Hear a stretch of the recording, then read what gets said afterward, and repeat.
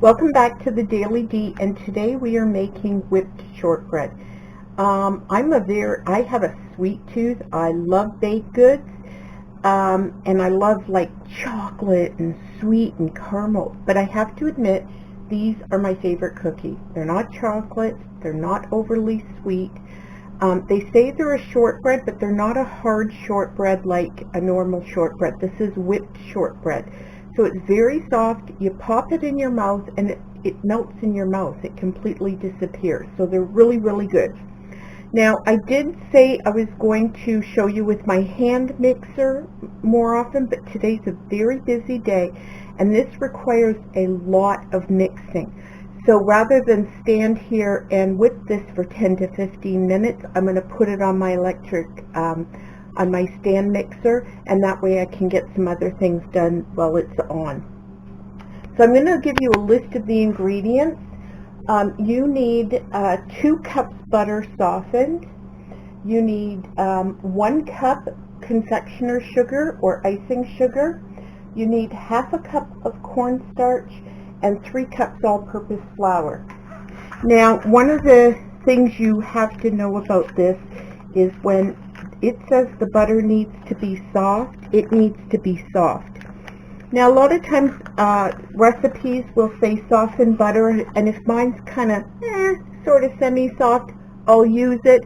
And if you whip it, if you're like blending it with sugar, it all works out. It's no problem.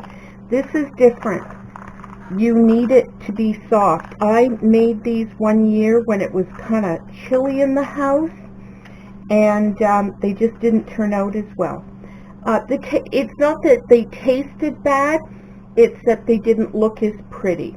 Okay, so when I say softened butter, this is what I mean when it's completely soft like that, soft and smushy. I don't know if smushy is the word, but it is for me. Okay, so you're going to take the 2 cups of butter and you are going to whip this for 10 to 15 minutes until it's really light and fluffy. Now, this is what it looks like right now, and I'm going to show you what it looks like after how long you're going to mix it so you can see the difference in what it looks like. So we'll see you back in 10 to 15 minutes. Okay, we are back. We're ready for the next step. Just a quick reminder that in the description box below is where we put the recipe. In all of our videos, we will put that information in the entire recipe in the description box below. If it's too big to fit in there, look for a pinned comment. And check out our recipes playlist. We have a ton of recipes in there you may be interested in. Now I'm showing you the butter. Can you see how it's changed? I am going to quickly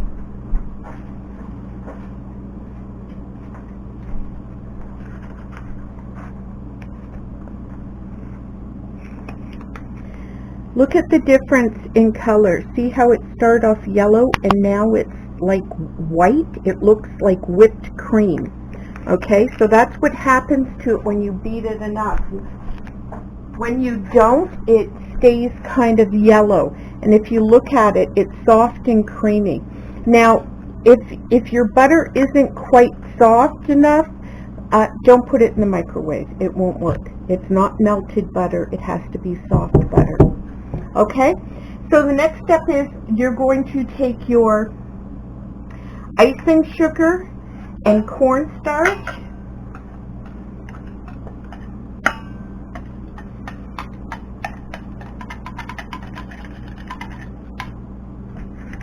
and I'm just going to give these a quick mix together.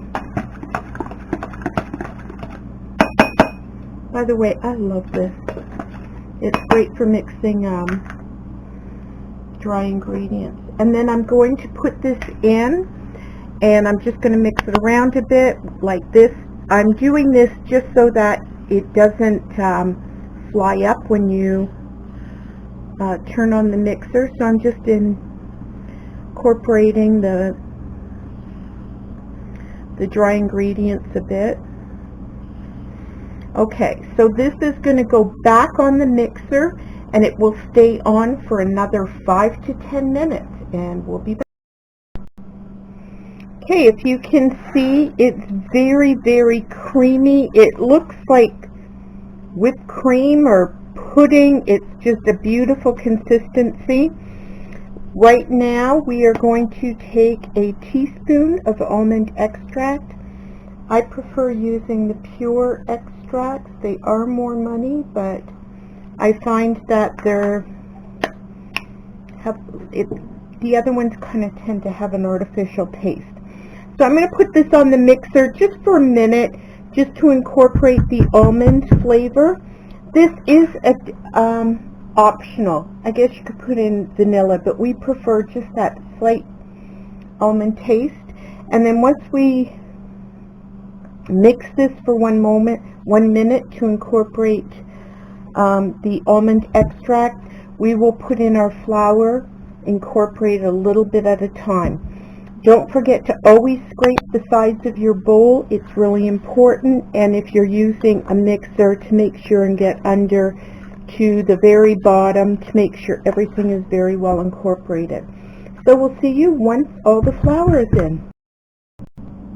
We are back and our dough is done.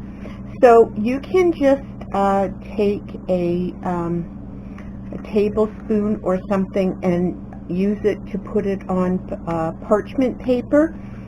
I like them a little fancier. I believe everyone should have a really fancy looking Christmas cookie. So you just take a large tip. You can buy these individually at a lot of stores. I just shove it in the bottom of a bag, and then I go like this, and I just score it.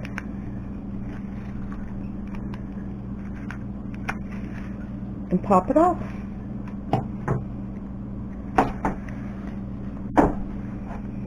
Then I take a cup, put it in the cup,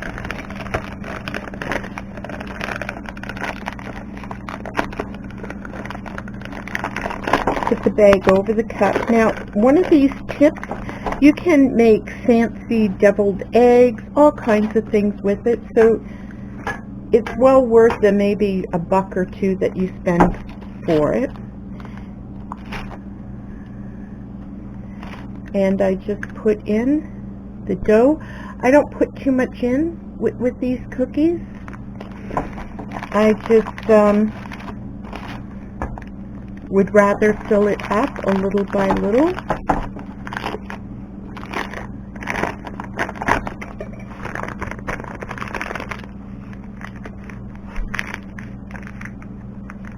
And then I'm going to squeeze it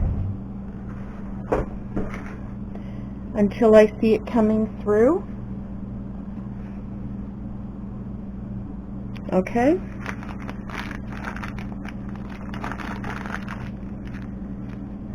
Make sure it's well turned there. Now you want them all the same size, and the best way I figure, I used to try and make them the same size and they'd be all different sizes. For me, the thing that works best is counting. I put it down and count 1, 2, 3, 4, 5. 1, 2, 3, 4, 5. And see, they all end up pretty close to the same size. 1, 2, 3, 4, 5. Now the next thing we do is we add cherries. These are candied cherries, and I'll show you how I cut them. When you get a cherry, you'll see that there's a hole here where they took the pit. You just cut it in half.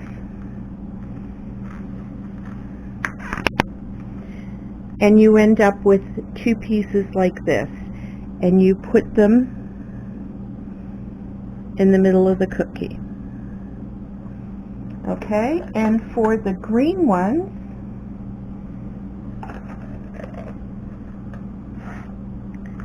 you cut that in half as well.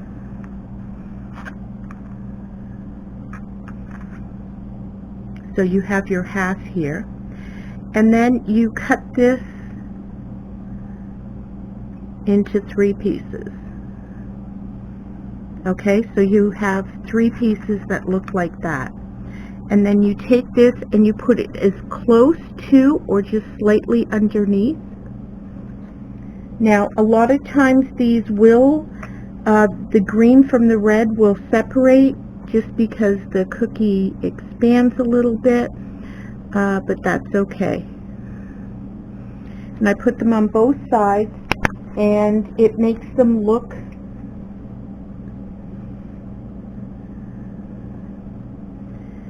like little wreaths.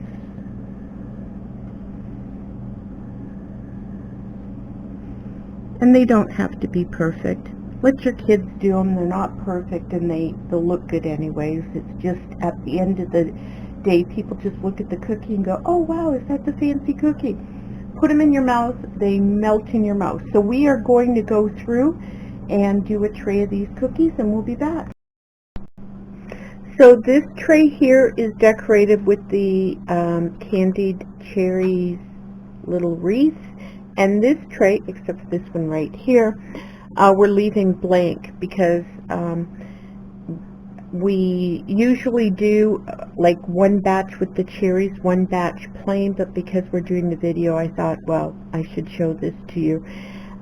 These will be cooked plain, and then when they're cool, we just melt a bag of chocolate chips in the microwave with a tablespoon of like Crisco or shortening in it, and so it's a nice dipping consistency, and we dip half of these in chocolate and then just put them to dry.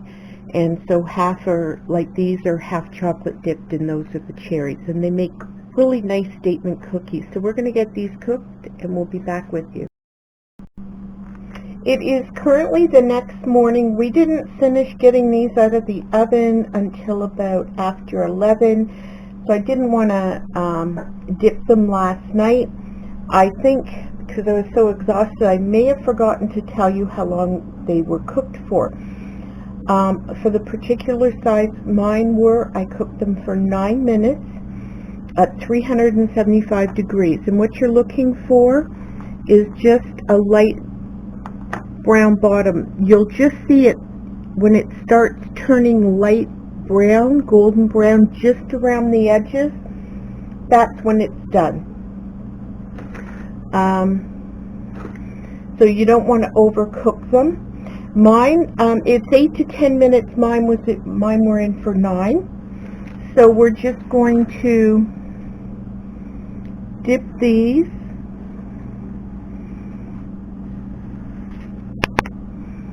And these make such a pretty signature cookie at Christmas. It looks impressive, so they're great to bring to the office, and they're not too sweet.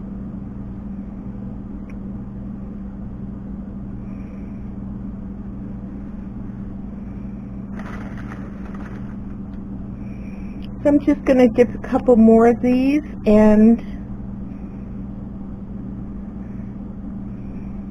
once they solidify,